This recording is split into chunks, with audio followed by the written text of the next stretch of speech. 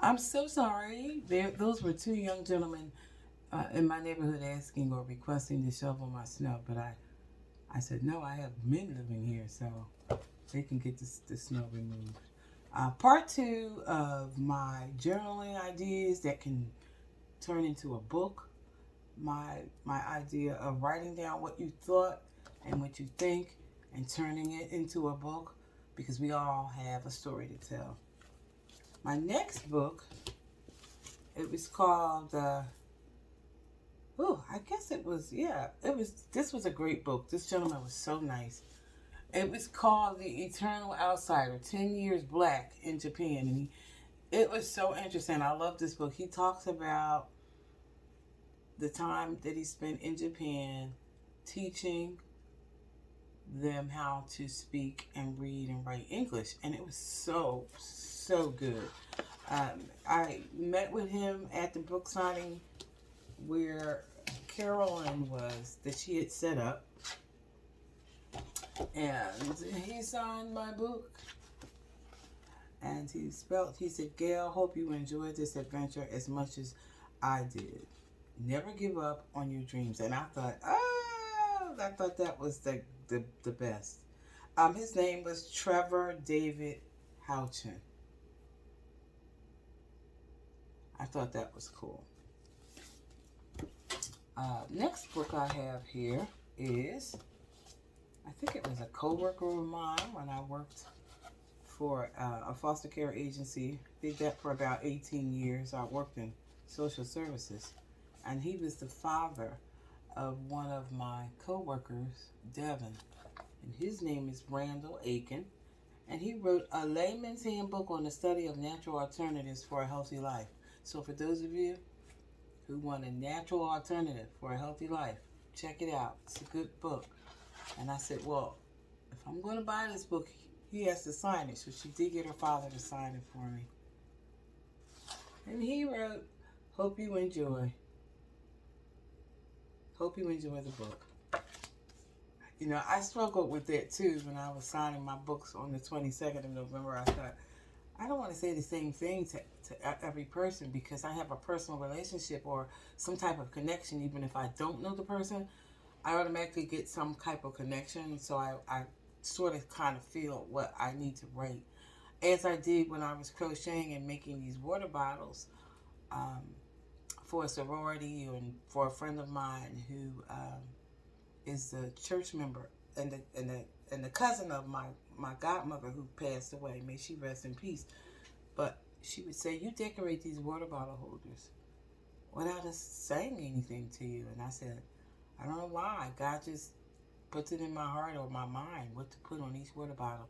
I mean, I get an idea of what colors they want, but after that, I decorate them on intuition. I don't know. So as I state, the more we concentrate, the more we think, the more we put emphasis and effort into trying, I think God always, He has that purpose for us. He had that plan for us from the time I said we were conceived in our mother's womb. He already knew where we should be. And these ideas just fall into play. It's no last night. You need to hush because I'm on. The next book I have is, oh my gosh, my former classmate from high school, Martin Luther King, class of 1982. She's also a member of our reunion team. And her name is Pamela M. Thomas. And her last name is Jones, Thomas Jones. But she writes about her journey from a candy striper, which is so good to see because, yes, we had candy stripers back in the day.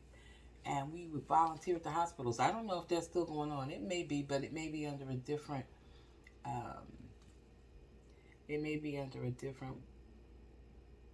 a course or requirement. I don't know. But she became a registered nurse. So she talks about her journey from candy stripe to registered nurse supervisor. That's what I'm talking about. And it's Pamela M. Thomas Jones. It's a very good book. It encouraged me.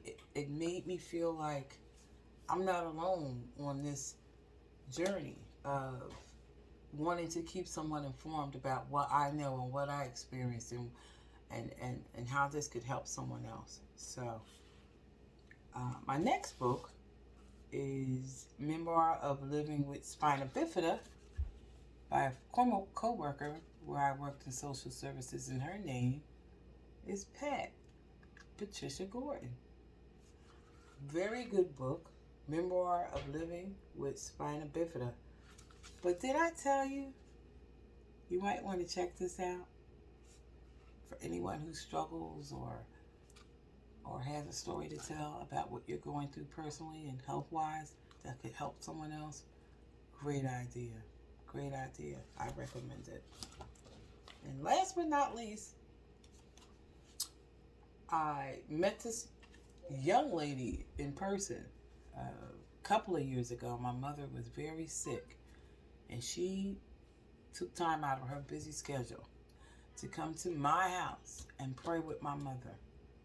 And my mother has been great ever since.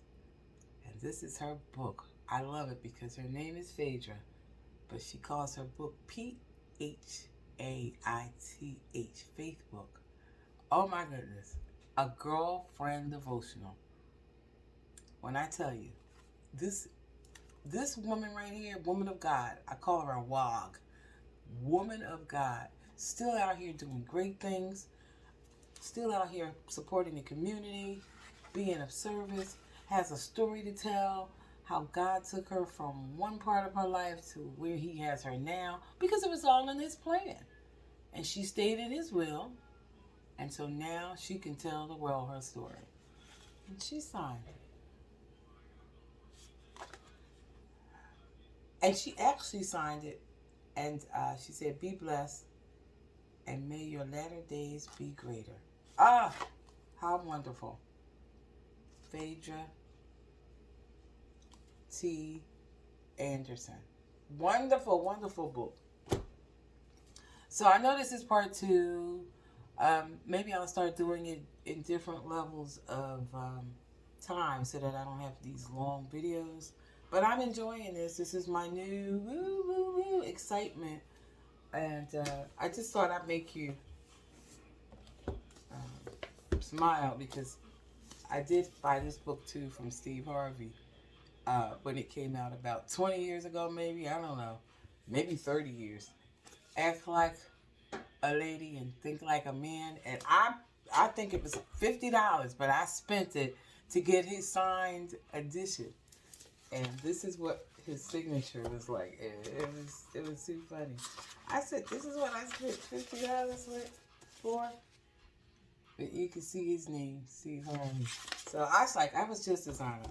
And I don't have a signature for this book, but my sister presented this book to me for Christmas one year from Michelle Obama, her first book, Becoming. And it's a guided journal for discovering your voice. So everyone, rich or poor, large or small, they know about journaling. And so I just have in here to Gail Crawford from her sister Regina, July 9, 2020. So that was 5 years ago that I had this book. And that's the story behind me and my love of books, my love of literature, my love of English, my love of helping others. And it's all coming forward. I actually had my first subscriber the other day, and I thought, I didn't even expect this. This is great. I do thank you so much for being my first subscriber. And I forgot to write her name down, but I'll let you know in the next video. Thank you so much. GailLyn here. I'm signing out because it's almost 10 minutes. And I think I want to make you laugh one more time, because when I say I love books, I have a salad cookbook here. Simple but perfect salads. Do they still make hardback cookbooks? I don't know. And so I can put it away. I was looking for some memoirs or something to include in this video. I'm at 9:53. And I located my first laptop. It's about 20 years ago. It was a gateway. You see that? I thought, oh my gosh, this thing is huge. But see, our kids, we need this. Our grandkids, they need to see this so they can laugh because they'll probably have these little tiny, teeny notebooks. By the time my grandkids get older, so I say that to say, just journal, write it down, leave a legacy. You don't have to leave all your personal information. Have a way, though, to have it destroyed if something happens to you. Let someone know. But if you want to let someone know, you want to help someone, you want to leave a generational experience for your children and your grandchildren, journal. Journal. Write it down. Leave a thought. Helpful to everyone. And I'll see you on the next I Am the Queen journal experience. Thank you.